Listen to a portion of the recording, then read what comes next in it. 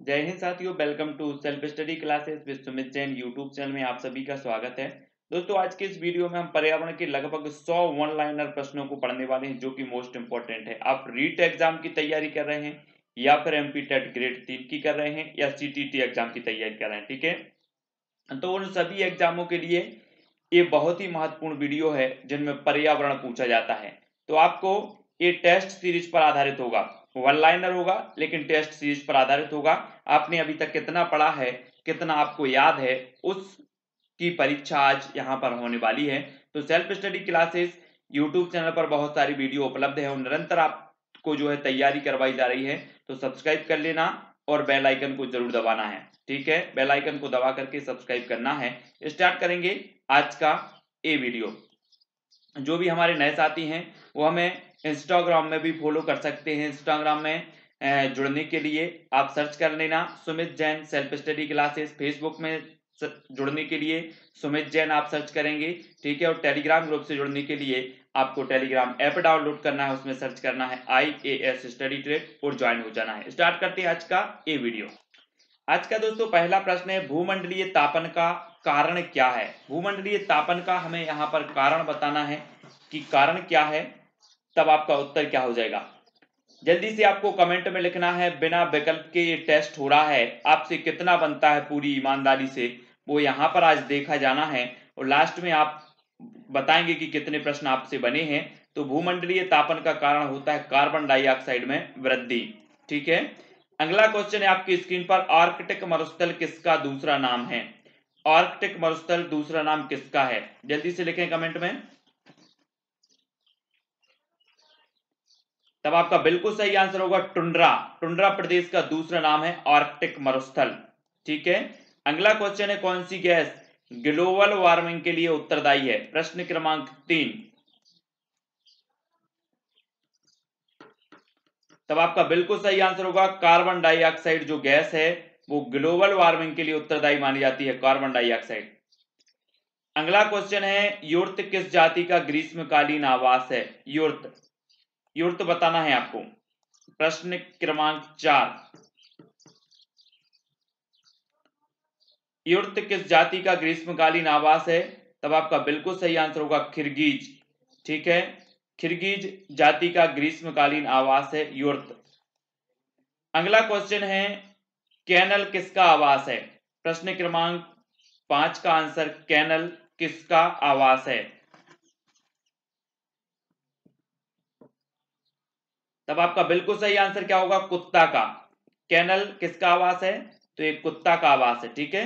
कुत्ता, मैंने आवास को ट्रिक के माध्यम से आपको पढ़ाया है, आपको समझाया है, वीडियो बनाकर आपको प्रेषित की है, तो वो जरूर देखेंगे। और कैनल कुत्ता का आवास होता है। मधुमक्खी पालन को क्या कहा जाता है, जल्दी से आपको बताना है। रोज शाम को 6:30 बजे आपकी पर्यावरण की क्लास होती है, वो जरूर देखेंगे शाम को। और शाम को 7 साढ़े 7 बजे बाल विकास की क्लास होती है, तो उसको देखना है। और मधुमक्खी पालन को क्या कहा जाता है। तब आपका बिल्कुल सही आंसर होगा एपी कल्चर, ठीक है। मधुमक्खी पालन को कहा जाता है एपी कल्चर।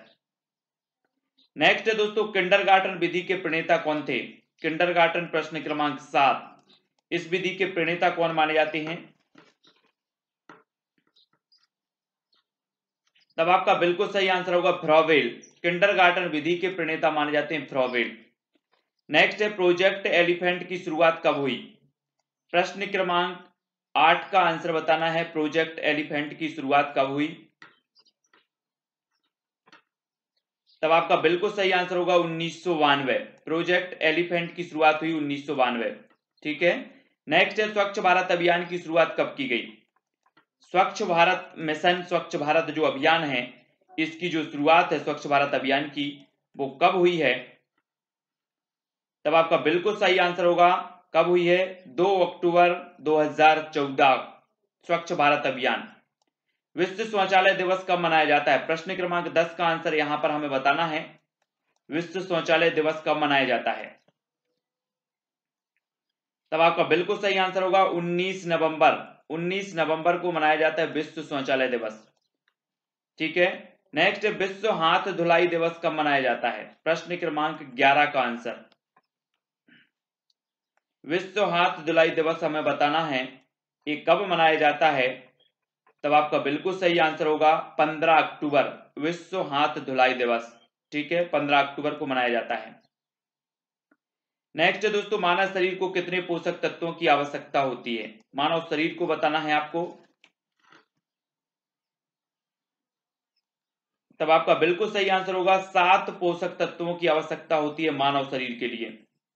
नेक्स्ट है, पेड़ पौधों के लिए कितने पोषक तत्वों की आवश्यकता होती है? प्रश्न क्रमांक 13। तो राइट आंसर आपका क्या हो जाएगा? उत्तर होगा आपका 17 पोषक तत्वों की आवश्यकता होती है पेड़ पौधों के लिए। नेक्स्ट है, विटामिन की खोज 1912 में किसने की थी?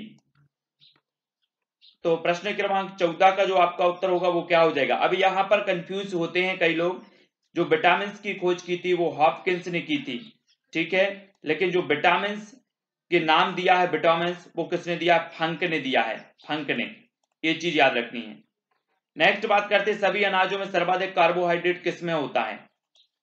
जल्दी से बताएं। तब आपको उत्तर बताना है, और कार्बोहाइड्रेट जो होता है तो वो होता है सबसे ज्यादा मक्का और चावल में। ठीक है, मक्का और चावल में सर्वाधिक कार्बोहाइड्रेट होता है, तो ये चीज याद रखनी है। अगला क्वेश्चन है, विटामिन सी का रासायनिक नाम क्या है? विटामिन सी का रासायनिक नाम,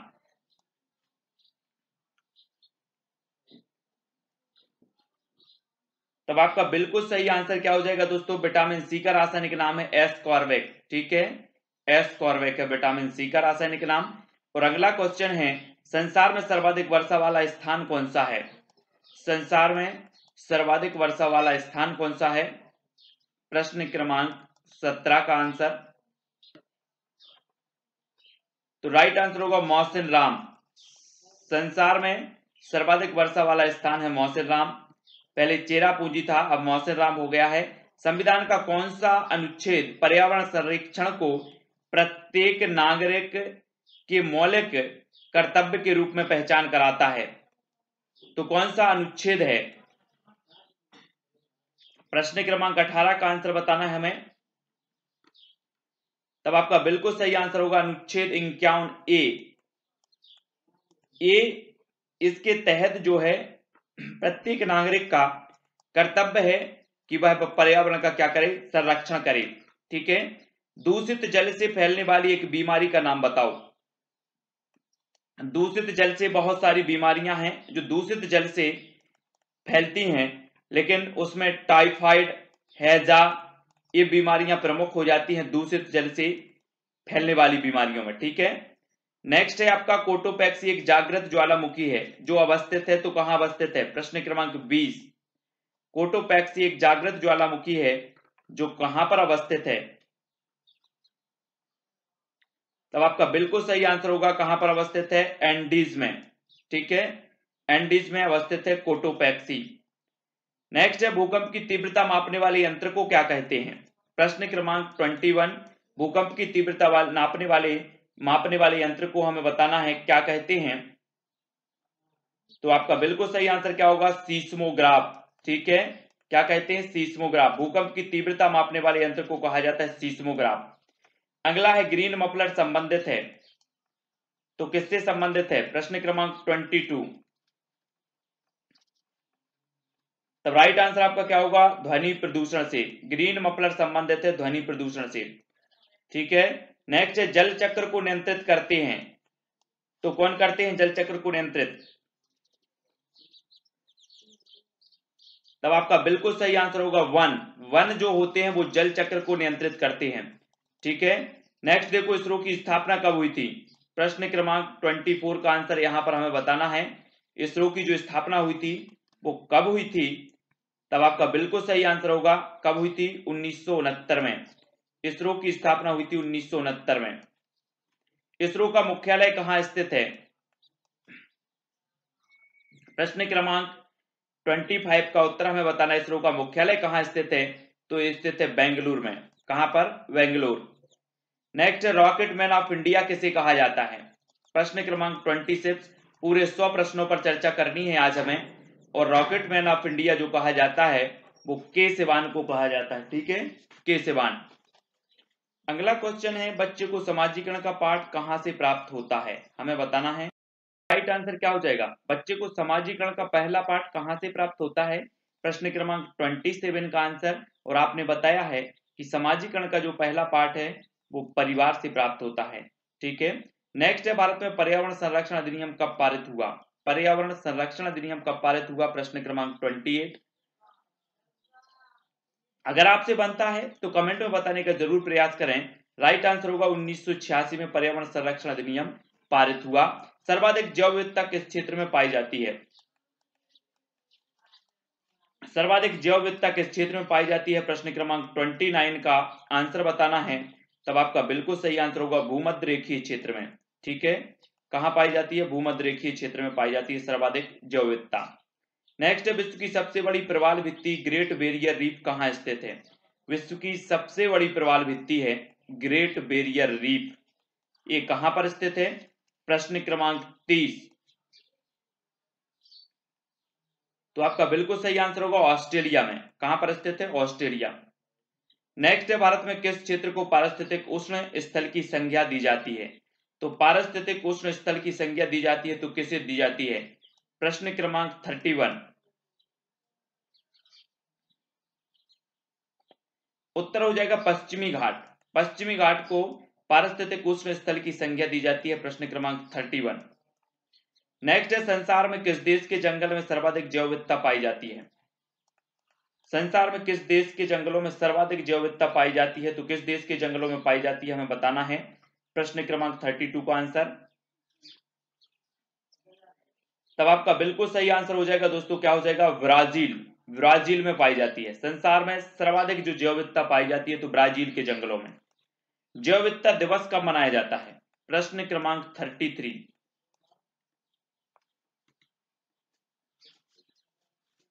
तो आपका बिल्कुल सही आंसर होगा 22 मई को जैव विविधता दिवस मनाया जाता है। ठीक है, नेक्स्ट है दोस्तों, नौकरेक जैव मंडलीय क्षेत्र किस राज्य में अवस्थित है, नौकरेक जैव मंडलीय क्षेत्र किस राज्य में अवस्थित है, प्रश्न क्रमांक 34। तो आपका राइट आंसर क्या हो जाएगा, मेघालय में, कहां पर है, मेघालय। अगला है, डॉक्टर सलीम अली किस क्षेत्र से संबंधित हैं, प्रश्न क्रमांक 35 का आंसर, डॉक्टर सलीम अली किस क्षेत्र से संबंधित हैं, तो राइट आंसर आपका होगा पक्षी विशेषज्ञ, किस क्षेत्र से संबंधित हैं, पक्षी विशेषज्ञ। जैव विविधता क्षरण के कारणों में सर्वाधिक महत्वपूर्ण कारण कौन सा है, जैव विविधता क्षरण के कारणों में सर्वाधिक महत्वपूर्ण कारण बताना है हमें, प्रश्न क्रमांक 36 का आंसर। तो आपका राइट आंसर जो हो जाएगा दोस्तों वो क्या हो जाएगा, जैव विविधता क्षरण के कारणों में सबसे जो प्रबल कारण है, महत्वपूर्ण कारण है प्राकृतिक आवासों का विनाश, प्राकृतिक आवासों का विनाश ये सबसे महत्वपूर्ण कारण माना जाता है। हॉट स्पॉट की अवधारणा के प्रतिपादक कौन थे, आपने हॉट स्पॉट क्षेत्र सुने होंगे है ना, पूर्वी हिमालय, पश्चिमी घाट, ये हॉट स्पॉट क्षेत्र हैं। और ये हॉट स्पॉट की जो अवधारणा दी है इसके प्रतिपादक कौन है, तो आपका उत्तर होगा नॉर्मन मायर्स 1988 में। हॉट स्पॉट क्षेत्र, भारत में 3 हॉट स्पॉट स्थल कौन कौन से हैं, प्रश्न क्रमांक 38 का आंसर बताना है यहां पर। तो पूर्वी हिमालय, पश्चिमी घाट और हिमालयी क्षेत्र ये माने जाते हैं। ठीक है, हॉट स्पॉट क्षेत्र। भारत में प्रथम जैवमंडलीय क्षेत्र नीलगिरी की स्थापना की गई थी, तो कब की गई थी प्रथम जैवमंडलीय क्षेत्र, अगर आपसे पूछा जाए भारत का प्रथम जैवमंडलीय क्षेत्र कौन सा है तो ये नीलगिरी है। और इसकी स्थापना कब हुई थी, प्रश्न क्रमांक 39 का आंसर बताना है। तो आंसर हो जाएगा 1986 में, कब हुई थी, 1986। नेक्स्ट बात कर लेते, देश के किस भाग को जैव विविधता का द्वार संज्ञा प्रदान की गई है, जैव विविधता का द्वार की संज्ञा प्रदान की गई है तो किस भाग को, प्रश्न क्रमांक 40 का उत्तर यहां पर बताना है। तब आपका बिल्कुल सही आंसर होगा पूर्वोत्तर के राज्यों को जैव विविधता का प्रवेश द्वार। ठीक है, उड़ने वाली छिपकली जिसे ड्रेको कहा जाता है, ये भारत में कहां पाई जाती है, ड्रेको, उड़ने वाली छिपकली ड्रेको कहां पाई जाती है भारत में, तब आपका बिल्कुल सही आंसर होगा पश्चिमी घाट के जंगलों में, कहां पाई जाती है, पश्चिमी घाट के जंगलों में। नेक्स्ट है थामिन मृग कहां पाया जाता है? थामिन 42 का आंसर बताना है। थामिन मृग कहां पाया जाता है? तो राइट आंसर होगा मणिपुर लोकटक झील के पास। मणिपुर लोकटक झील के पास थामिन मृग पाया जाता है। ठीक है, 42 का आंसर। नेक्स्ट है कस्तूरी मृग कहां पाया जाता है? कस्तूरी मृग ये पाया जाता है बृहद हिमालय पर्वत क्षेत्र में। बृहद हिमालय पर्वत क्षेत्र में पाया जाता है कस्तूरी मृग। नेक्स्ट है श्याम मृग कहां पाया जाता है? श्याम मृग आपको बताना है, कमेंट में लिखें जल्दी से। तो राइट आंसर हो जाएगा आपका ये थार रेगिस्तान क्षेत्र में पाया जाता है श्याम मृग। ठीक है, थार रेगिस्तान क्षेत्र में। लिविंग प्लेनेट सूचकांक क्या है? 45 का आंसर। लिविंग प्लेनेट सूचकांक क्या है? तो राइट आंसर आपका जैव विविधता की स्थिति का सूचक, जैव विविधता की स्थिति का सूचक है लिविंग प्लेनेट। नेक्स्ट है दोस्तों आपका प्रश्न, वो क्या है? राष्ट्रीय जैव विविधता कार्य योजना कब बनाई गई? प्रश्न क्रमांक 46 का आंसर बताना है। टेलीग्राम ग्रुप से अवश्य जुड़ना है आपको। टेलीग्राम ग्रुप से जुड़ने के लिए आप टेलीग्राम ऐप डाउनलोड करें, उसमें सर्च करें IAS स्टडी ट्रिक और ज्वाइन हो जाएं। ठीक है, राष्ट्रीय जैव विविधता कार्य योजना कब बनाई गई? तो आपका बिल्कुल सही आंसर होगा 2008 में। नेक्स्ट है किस देश ने अपने नागरिकों को नवंबर 2015 में नारंगी प्रदूषण की चेतावनी दी थी? तो किस देश ने दी थी?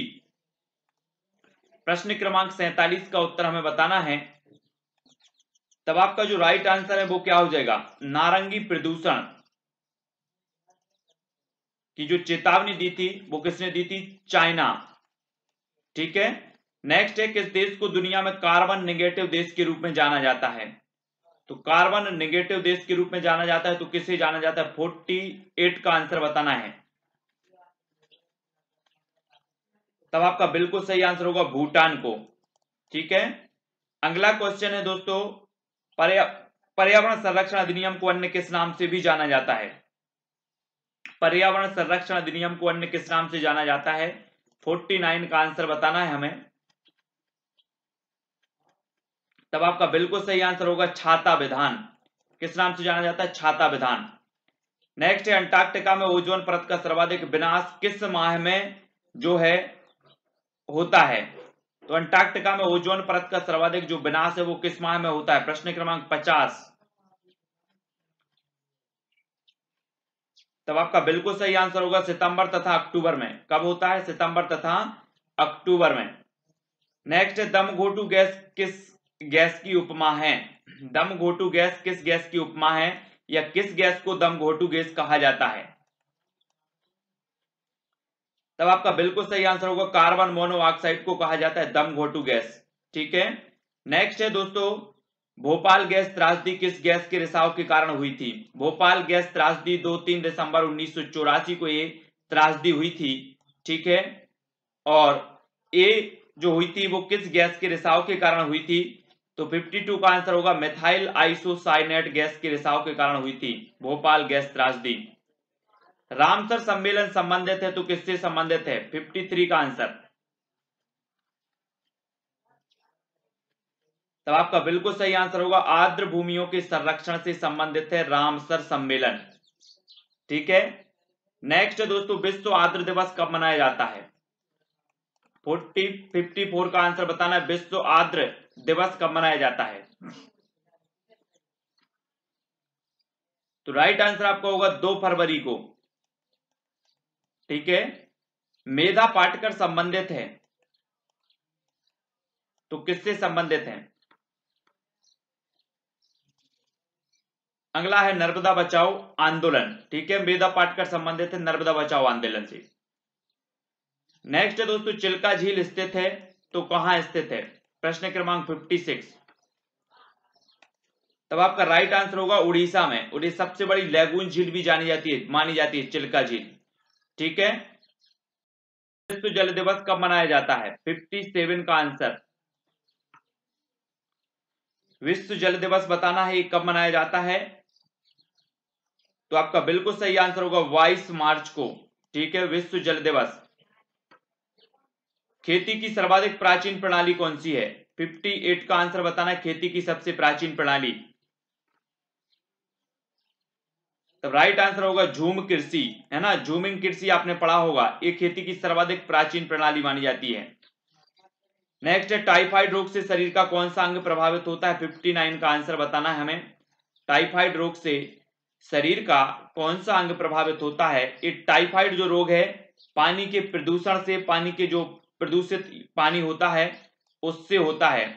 ठीक है, और इससे जो प्रभावित होने वाला अंग है वो कौन सा है? छोटी आंत। नेक्स्ट है दोस्तों नीली क्रांति संबंधित है तो किससे संबंधित है? प्रश्न क्रमांक 60 का आंसर नीली क्रांति। तब आपका बिल्कुल राइट आंसर क्या हो जाएगा? मत्स्य उत्पादन से नीली क्रांति संबंधित है, मत्स्य उत्पादन। पीसी कल्चर संबंधित है तो राइट आंसर होगा आपका मछली पालन से। पीसी कल्चर संबंधित है मछली पालन से। किस मृदा का निर्माण लावा द्वारा होता है? आपको मृदा का बताना है कि मृदा का निर्माण लावा द्वारा होता है। तो राइट आंसर होगा काली मिट्टी। काली मिट्टी का निर्माण होता है लावा द्वारा। पृथ्वी का अपमार्जक कौन है? प्रश्न क्रमांक 63। तब राइट आंसर होगा जीवाणु और कवक। जीवाणु और कवक पृथ्वी के अपमार्जक कहलाते हैं। राष्ट्रीय पर्यावरण अभियांत्रिकी शोध संस्थान कहां स्थित है? 64 का आंसर बताना है आपको। तब आपका बिल्कुल सही आंसर होगा नागपुर। राष्ट्रीय पर्यावरण अभियांत्रिकी शोध संस्थान कहां है? नागपुर में। जल प्रदूषण निवारण एवं नियंत्रण अधिनियम कब बना? जल प्रदूषण निवारण एवं नियंत्रण अधिनियम कब बना? 65 का आंसर।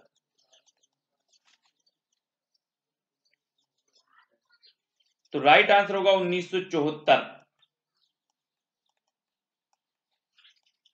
नेक्स्ट है वर्मी कल्चर संबंधित है तो किससे संबंधित है? प्रश्न क्रमांक 66 का आंसर हमें बताना है यहां पर।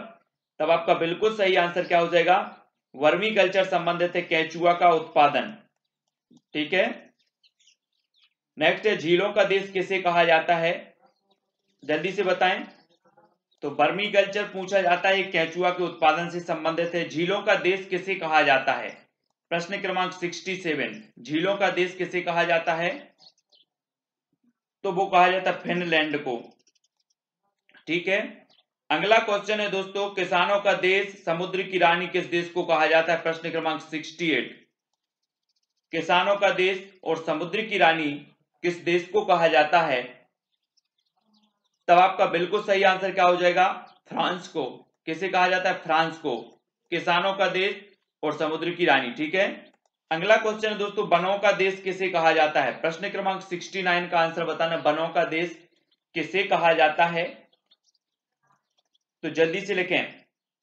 अभी हमने फिनलैंड पढ़ा कि फिनलैंड को झीलों का देश कहा जाता है, फ्रांस को किसानों का देश कहा जाता है और वनों का देश कहा जाता है कांगो। कांगो को वनों का देश कहा जाता है। ठीक है, नेक्स्ट है एलपीजी गैस रिसाव पता करने के लिए इसमें क्या मिलाया जाता है? एलपीजी गैस जो होती है घरेलू भोजन बनाने के काम आती है एलपीजी गैस, इसमें कौन सी जो है गंध युक्त पदार्थ मिलाया जाता है जिससे इस गैस का रिसाव का पता चलता है? प्रश्न क्रमांक 70 का आंसर। तो आपका बिल्कुल सही आंसर होगा एथिल मरकैप्टन। ठीक है, एथिल मरकैप्टन आपका सही हो जाएगा। अगला क्वेश्चन है बायोगैस का मुख्य घटक कौन सा है? तब आपका बिल्कुल सही आंसर होगा मीथेन। मीथेन जो होता है वो बायोगैस का प्रमुख या मुख्य घटक माना जाता है। अगला क्वेश्चन देख लेते हैं प्यासी भूमि का देश किसे कहा जाता है? 72 का आंसर। तब आपका बिल्कुल सही आंसर होगा ऑस्ट्रेलिया को प्यासी भूमि का देश कहा जाता है। ठीक है, नेक्स्ट है दोस्तों पक्षियों का महाद्वीप किस महाद्वीप को कहा जाता है? 73। पक्षियों का महाद्वीप किस महाद्वीप को कहा जाता है? और राइट आंसर होगा दक्षिण अमेरिका को। ठीक है, नेक्स्ट है चीनी का कटोरा किस देश को कहा जाता है? चीनी का कटोरा 74 का आंसर बताना है हमें। तब आपका बिल्कुल सही आंसर होगा क्या? क्यूबा। क्यूबा को कहा जाता है चीनी का कटोरा। पोमोलॉजी संबंधित है तो किससे संबंधित है? 75।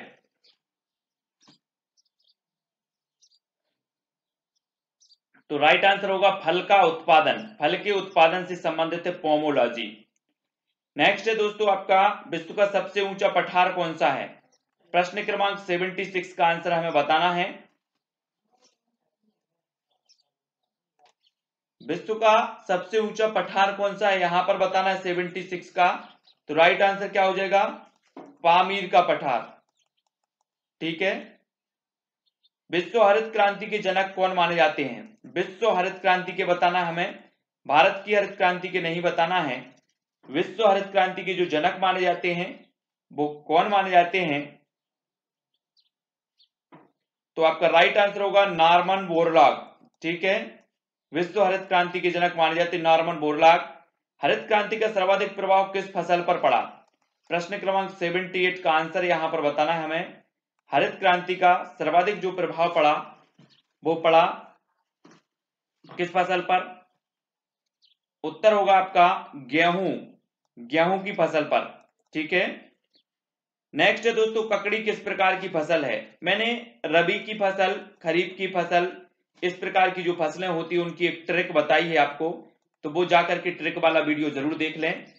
और ककड़ी किस प्रकार की फसल मानी जाती है? तो वो मानी जाती है जायद की। ठीक है, जायद। नेक्स्ट है दोस्तों आपका भारत में हरित क्रांति की शुरुआत कब हुई? प्रश्न क्रमांक 80 का आंसर हमें बताना है आपको। तो भारत में हरित क्रांति की जो शुरुआत हुई वो 1966-67 में। ठीक है। पृथ्वी और सूर्य के बीच चंद्रमा का आ जाना क्या कहलाता है? प्रश्न क्रमांक 81। पृथ्वी और सूर्य के बीच चंद्रमा का आ जाना क्या कहलाता है? तो वो कहलाता है सूर्य ग्रहण। ठीक है, क्या कहलाता है? सूर्य ग्रहण।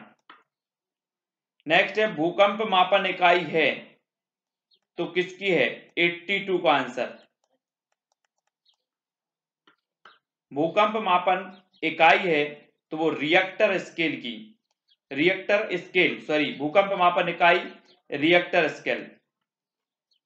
नेक्स्ट है सुनामी किस भाषा का शब्द है?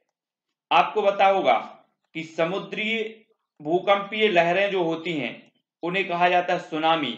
और सुनामी किस भाषा का शब्द माना जाता है? तो जब आपका उत्तर होगा क्या हो जाएगा? जापानी। जापानी आपका बिल्कुल सही आंसर होगा। ठीक है, सुनामी जापानी भाषा का शब्द है। गिद्ध संरक्षण परियोजना कब शुरू हुई? प्रश्न क्रमांक 84। तब राइट आंसर होगा 2006। 2006 में गिद्ध संरक्षण परियोजना की शुरुआत हुई। नेक्स्ट है शांत घाटी स्थित है तो कहां पर स्थित है? साइलेंट वैली या फिर शांत घाटी। तो राइट आंसर आपका क्या हो जाएगा? केरल में। शांत घाटी स्थित है केरल में। राष्ट्रीय जैव विविधता प्राधिकरण का मुख्यालय कहां स्थित है? राष्ट्रीय जैव विविधता प्राधिकरण का जो मुख्यालय है वो कहां पर स्थित है? प्रश्न क्रमांक 86। और 86 का राइट आंसर होगा चेन्नई। नेक्स्ट किसानों का मित्र किसे कहा जाता है? प्रश्न क्रमांक 87। तो किसानों का मित्र कहा जाता है दोस्तों केंचुआ को। किसे कहा जाता है? केंचुआ। ठीक है, और केंचुआ उत्पादन के लिए वर्मी कल्चर कहा जाता है, वर्मी कल्चर। ठीक है, और किसानों का मित्र भी कहा जाता है तो केंचुआ को कहा जाता है। भारतीय पारिस्थितिकी का जनक माना जाता है तो किसे माना जाता है? प्रश्न क्रमांक 88। भारतीय पारिस्थितिकी का जनक माना जाता है प्रोफेसर रामदेव मिश्रा को। ठीक है, 88। नेक्स्ट है पारिस्थितिकी शब्द का सर्वप्रथम प्रयोग किसने किया? 89 का उत्तर हमें बताना। पारिस्थितिकी शब्द का सर्वप्रथम प्रयोग किया तो किसने किया? तब आपका राइट आंसर जो हो जाएगा दोस्तों, पारिस्थितिकी शब्द का सर्वप्रथम प्रयोग करने वाले हैं अर्नेस्ट हैकेल साहब। ठीक है, नेक्स्ट 10% जो नियम दिया वो किस वैज्ञानिक ने दिया? प्रश्न क्रमांक 90। आपको पता होगा कि जो ऊर्जा का स्थानांतरण होता है वो कितना होता है? 10% होता है। और ये जो 10% का नियम दिया है वो किसने दिया है?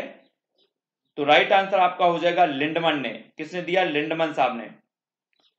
उर्मिल घास का मैदान स्थित है तो कहां स्थित है? 91। उर्मिल घास का मैदान, तो बिल्कुल सही आंसर होगा कर्नाटक में। ठीक है, कहां पर स्थित है? कर्नाटक में स्थित है उर्मिल घास का मैदान। नेक्स्ट बात करेंगे दोस्तों, हंगोल परियोजना की शुरुआत कब हुई? हंगोल परियोजना 92 का उत्तर हमें बताना है।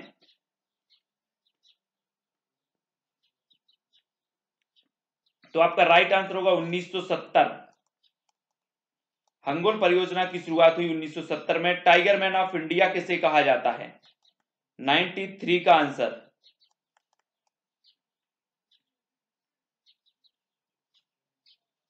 तो आपका बिल्कुल सही आंसर होगा कैलाश सांकला। कैलाश सांकला साहब को टाइगर मैन ऑफ इंडिया कहा जाता है। डॉल्फिन मैन ऑफ इंडिया किसे कहा जाता है? प्रश्न क्रमांक 94। डॉल्फिन मैन ऑफ इंडिया किसे कहा जाता है? तो आपका राइट आंसर क्या हो जाएगा? रविंद्र सिन्हा को। ठीक है, रविंद्र सिन्हा को डॉल्फिन मैन ऑफ इंडिया। धरती की पुकार पुस्तक के लेखक कौन है? धरती की पुकार पुस्तक के लेखक बताना है हमें। 95। तब आपका बिल्कुल सही आंसर क्या हो जाएगा? धरती की पुकार सुंदरलाल बहुगुणा की पुस्तक है। ठीक है, इसके लेखक कौन है? सुंदरलाल बहुगुणा। नेक्स्ट है दोस्तों आपका प्रश्न, जंगल अधिकार अधिनियम कब बना? 96। तो राइट आंसर क्या हो जाएगा? 2007। 2007 में बना। ठीक है, पार्वती घाटी स्थित है तो कहां स्थित है? 97।